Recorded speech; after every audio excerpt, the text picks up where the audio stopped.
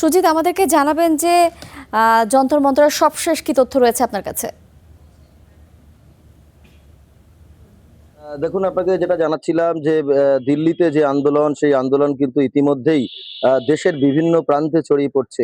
সেটা রাজ্যে এখনো পর্যন্ত একেবারে পুলিশের আয়ত্তের মধ্যে সেই আন্দোলন থাকলেও ভবিষ্যতে এই ধরনের আন্দোলন আয়ত্তের মধ্যে থাকবে কিনা সেটাই কিন্তু এখন বড় বিষয় হয়ে দাঁড়িয়েছে। কারণ ইতিমধ্যেই বিভিন্ন বিরোধী রাজনৈতিক দল, অর্থাৎ বিজেপির বিরোধী রাজনৈতিক দল, তারাও কিন্তু আন্দোলনের সমর্থনে পথে নেমেছে। গতকাল আমরা দেখেছিলাম প্রিয়াঙ্কা গান্ধী, রাহুল গান্ধী, তারা, অখিলেশ, তারা কিন্তু এই আন্দোলনে সামিল হয়েছিল। প্রধানমন্ত্রীর বাসভবনের সামনে তারা বিক্ষোভ দেখায়, দীর্ঘক্ষণ বিক্ষোভ দেখাতে থাকে এবং প্রধানমন্ত্রীর বিবৃতি দাবি করতে থাকে।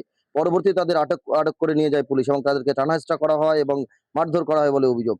এবং দিল্লিতে যন্তর মন্তরে যেখানে ছাত্রদের মারধর করা হয়েছে, ছাত্রদের যেটা অভিযোগ, তারা শান্তিপূর্ণ আন্দোলন করছিলেন, সেখানে পুলিশ তাদের আন্দোলনকে দমানোর জন্য, দিল্লি পুলিশ এবং মোদী সরকারের পুলিশ, তারা নিরস্ত্র ছাত্রছাত্রীর উপর এই ধরনের অত্যাচার করেছে, মারধর করেছে। তারা হাসপাতালে দেখানোর পর আজ দেখলাম, আজকে কেউ ব্যান্ডেজ হাতে রয়েছে, কেউ পায়ে পায়ে ব্যান্ডেজ করা, সেই অবস্থাতেও কিন্তু তারা আন্দোলনে ফের সামিল হয়েছে। অর্থাৎ যন্তর মন্তরের আন্দোলন কিন্তু ইতিমধ্যেই বিজেপি বিরোধী শক্তিশালী যারা রয়েছে, যারা দল রয়েছে, তারাও কিন্তু সামিল হওয়াতে সেই আন্দোলন কিন্তু বড় আকার ধারণ করছে এবং পুলিশ প্রশাসনকে যথেষ্ট বেগ পেতে হচ্ছে।